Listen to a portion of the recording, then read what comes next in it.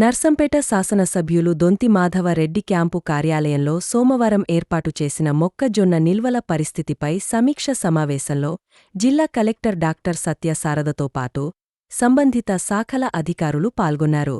మారుతున్న వాతావరణ పరిస్థితుల దృష్ట్యా రైతులు ఎదుర్కొంటున్న సమస్యల పరిష్కారం, తీసుకోవాల్సిన జాగ్రత్తలపై అధికారులకు దిశానిర్దేశం చేశారు. అనంతరం నర్సంపేట అగ్రికల్చర్ మార్కెట్ గోదాంను సందర్శించి ఇప్పటివరకు వచ్చిన మొక్కజొన్న నిల్వల భద్రతను పరిశీలించారు. గోదాం చేరిన ధాన్యాన్ని అక్కడికక్కడే కొనుగోలు చేసేలా ఏర్పాటు చేసి తక్షణ చర్యలు తీసుకోవాలని ఆదేశించారు.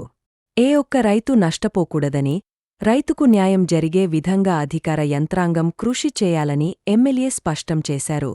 ఈ కార్యక్రమంలో మార్కెట్ కమిటీ చైర్మన్ పాలాయి శ్రీనివాస్, జిల్లా వ్యవసాయ శాఖ అధికారి Anuradha, DCO Neeraja, Narsampet RDO Uma Rani, marketing DM Surekha, Markfed Niranjan, మండలాల తహసీల్దార్లు పాల్గొన్నారు.